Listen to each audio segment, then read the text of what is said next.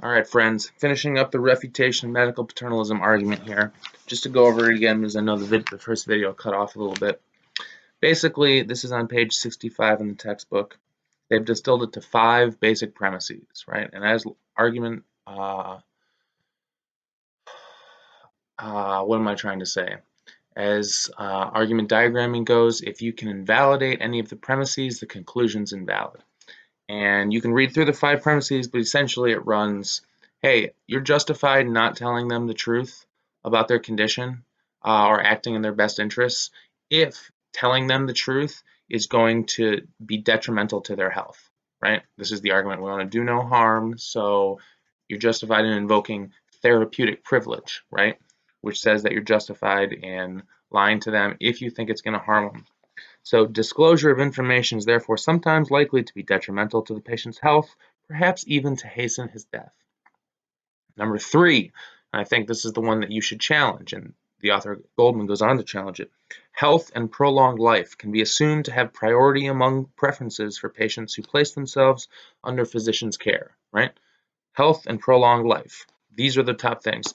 4, therefore, worsening health or hastening death can therefore be assumed to be contrary to the patient's own true value ordering, right? In the hierarchy of what a patient cares about, their health and prolonging life.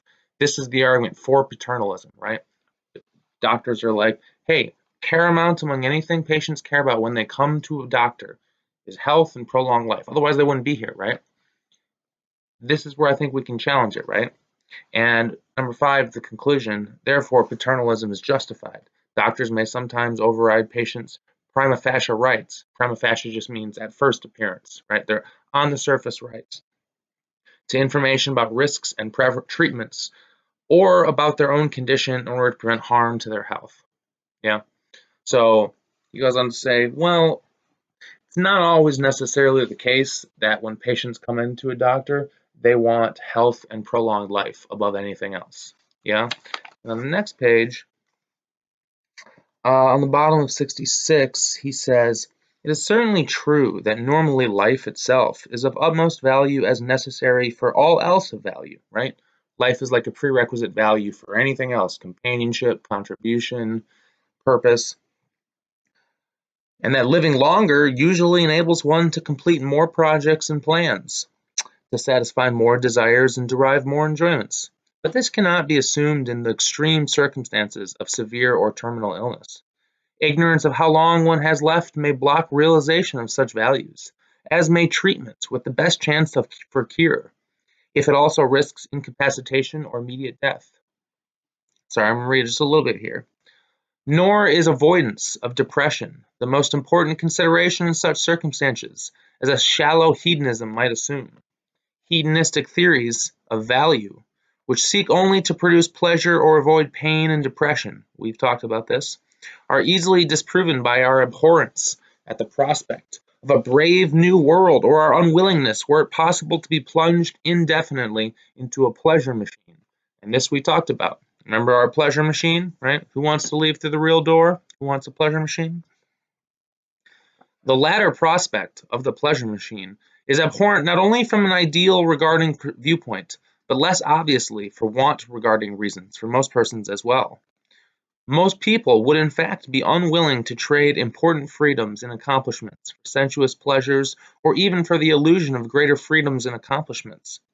As many philosophers have pointed out, while satisfaction of wants may bring pleasurable sensations, wants are not primarily for pleasurable sensations, or even for happiness, more broadly construed per se. Conversely, the avoidance of negative feelings or depression is not uttermost among primary motives. Many people, I think we who go to college, we know this. Many people are willing to endure frustration, suffering, and even depression in pursuit of accomplishment or in order to complete projects once began. Thus, information relevant to such matters, such as medical information about one's own condition or possible adverse effects of various treatments, may well be worth having at the cost of psychological pain or depression. So, what's this saying? Basically, it's saying that, yeah, just like we did back when we were challenging, we're having Kant challenge the pain-pleasure principle of utilitarianism. And I was like, would you take an invisible door, right, that you could design however you wanted, a pleasure matrix, or would you go out the real door? Somehow, we all took the real door, with one or two exceptions, I think. Same thing goes here.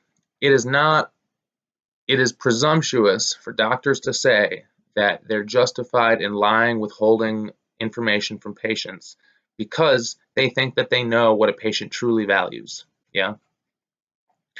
And lastly, Goldman concludes that there's inherent value in self-determination, even in itself, even when you're armed with like poor choices, and the right to make your own choice is a value in itself, even if it's the wrong choice, right?